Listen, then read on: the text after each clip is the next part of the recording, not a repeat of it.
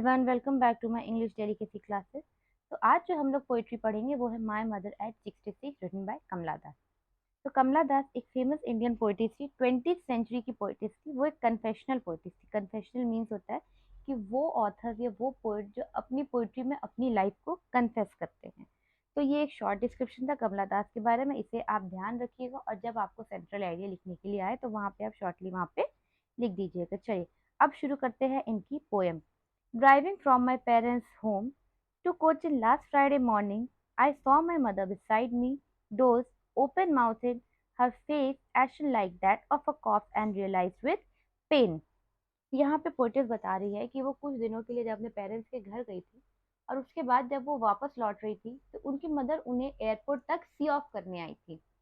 तो वो लोग जब कार में ड्राइव कर रहे होते हैं on the way to the airport, तो वो अपनी मदर को गौर करती है और उन्हें इस बात का रियलाइजेशन होता है कि कहीं ना कहीं वक्त के आगे भागने के साथ साथ उनकी मदर भी एजेड हो रही हैं। कैसे वो अपनी मदर को किस तरीके से डिस्क्राइब करती है, वो उनके लिए कुछ वर्ड्स यूज करती है। देखिए, her face ashen like that of a corpse. Corpse होता है एक डेड बॉडी। तो जब एक डेड बॉडी होती है तो किस तरीके से सटल होती है, कोई मूवमेंट कोई मोशन नहीं होता है। तो वो उसी तरीके से कह रही है कि मेरी मदर भी जब वहां पे कार में बैठी हुई थी तो वो एक हल्की झपकी ले रही थी। डोज कहते हैं नैप को, कंप्लीट स्लीप नहीं होती, नैप को। तो वो हल्की झपकी जब ले रही थी तो कुछ इसी तरीके से अपियर हो रही थी जिस तरीके से एक डेड बॉडी होती है ना, एकदम कलरलेस होती है, हर फेशन ऐश लाइक। जब उसे जला दिया जाता है और राख बन जाती है तो उसमें कुछ भी नहीं बचता है। तो वो ये कह रही है कि एकदम जैसे राख कलरलेस होती है, ग्रे कलर की होती है, इस तरीके से उनकी मदर दिख रही थी और कॉप्स की तरह। ओपन माउथेड मतलब शायद ही वो परेशान सी होंगी या कुछ भी सोच रही होंगी या फिर what ever it was, but उनका जो माउथ था वो ओपन था।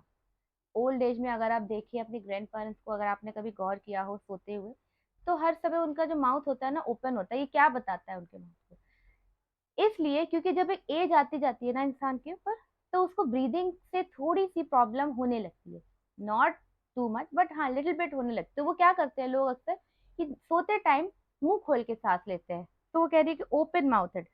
तो यहाँ पे वो अपनी मदर का फर्स्ट डिस्क्रिप्शन देती है ना। नेक्स्ट वो कह रही हैं that she was as old as she looked, but soon put that thought away and looked out at young trees sprinting, the merry children spilling out of their homes. तो जैसे ही उनके मन में ये ख्याल आता है, उनकी मदर को वो देखती हैं, उनको ये लगता है कि अब उनकी मॉम की एज हो रही है तो हो सकता है कि अब कुछ ही टाइम वो उनके साथ बचा हो। तो अपने आप को इस थॉट से निकालने के लिए, इस दुख से निकालने के लिए, तो वो विंडो के बाहर देखती हैं। तो जब विंडो के बाहर वो देखती है तो ये कुछ इंपॉर्टेंट लाइन से ध्यान रखिएगा, कंट्रास्टिंग इमेज वो बताती है। Young trees sprinting. Young trees sprinting, sprinting का मीन्स होता है एक शॉर्ट ट्रिप। कई बार आपने जब ट्रैवल किया होगा, व्हीकल में बैठे होंगे और जब आपने विंडो के बाहर देखा होगा तो ट्रीज क्या होते हैं, हमें लगता है कि जैसे ट्रीज भाग रहे हैं या हम आगे निकल रहे हैं। एक्चुअली वो ट्रीज नहीं भागते, हम आगे निकलते हैं। तो वो यही कह रही है कि जिस तरीके से समय एकदम जैसे भाग रहा है, जिस तरीके से ट्रीज भाग रहे हैं या फिर वो आगे निकल रही हैं, उसी तरीके से समय भाग रहा है और उस समय के भागने के साथ साथ उनकी मदर कहीं ना कहीं पीछे छूटती जा रही है। मीन्स कि उनकी मदर का यूथ कहीं ना कहीं पीछे जाता जा रहा है, उनकी हेल्थ कहीं ना कहीं रहती जा रही है पीछे। द मेरी children spilling out of their homes, और जो बच्चे हैं वो खुशी से अपने घरों के बाहर खेल रहे हैं। तो ये कॉन्ट्रास्टिंग इमेजेस दिखाई है। उन एक तरफ उन्होंने बताया her face ashen like that of a corpse, कि उनका मदर का फेस एक कॉप्स की तरह दिख रहा है। दूसरी तरफ उन्होंने बताया यंग ट्रीज स्प्रिंटिंग, ये एक कंट्रास्टिंग है।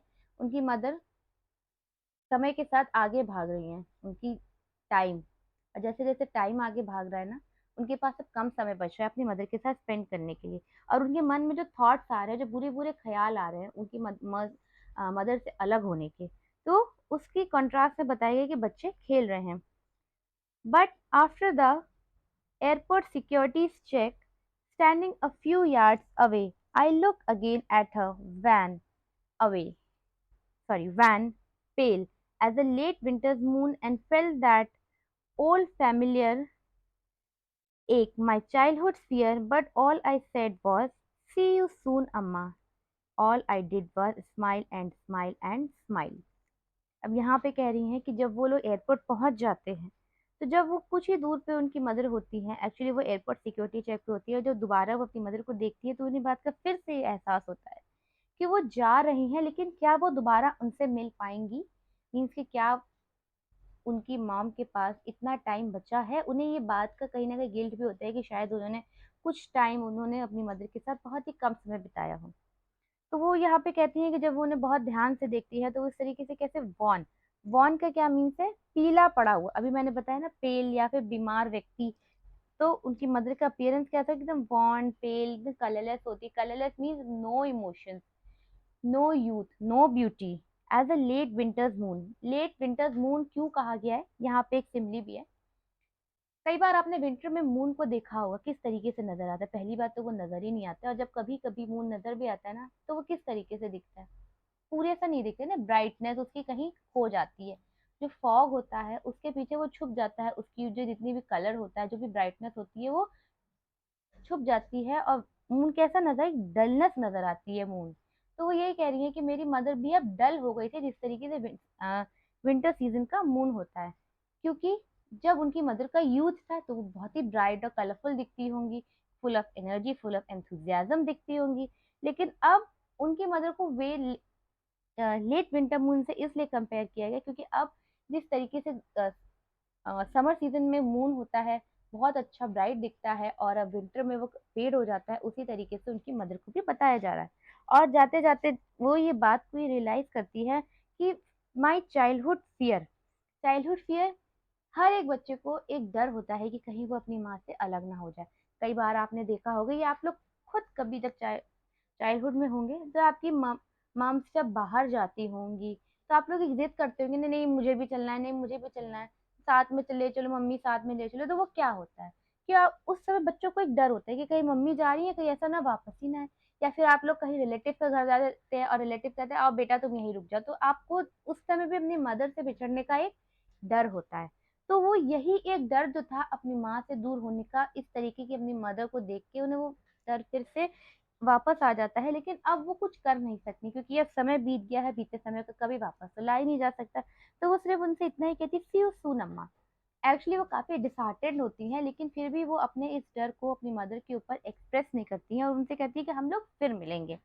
और इसके बाद वो क्या कहती है, smile and smile and smile. वो 3 बार स्माइल वर्ड यूज किया गया क्योंकि तीनों बार एक अलग अलग मीनिंग है स्माइल का। एक बार तो फर्स्ट स्माइल का मतलब है कि वो यहाँ पे एक सेंस ऑफ रियलाइजेशन होता है कि शायद वो अपनी मदर से कभी मिलना पाए। सेकेंड स्माइल का मतलब है कि वो उनके मन में जितना भी दुख है, जितनी भी डिसहार्टन है वो अलग होने के लिए, लेकिन वो इस चीज को एक्सप्रेस नहीं करना चाहती है, अपनी माँ को बिल्कुल भी ये बताना नहीं चाहती है कि वो कहीं ना कहीं इतनी दुखी है। और थर्ड स्माइल का मतलब है एक होप उनसे मिलने की दोबारा। तो यहीं पे ये पोएम खत्म होती है। इसके कुछ इंपॉर्टेंट टॉपिक्स, थीम और सेंट्रल आइडिया हम लोग नेक्स्ट वीडियो में डिस्कस करेंगे। So meet you in the next video. तब तक के लिए आप इस वीडियो को अगर आपको समझ में आया तो then like share and subscribe please. Thank you.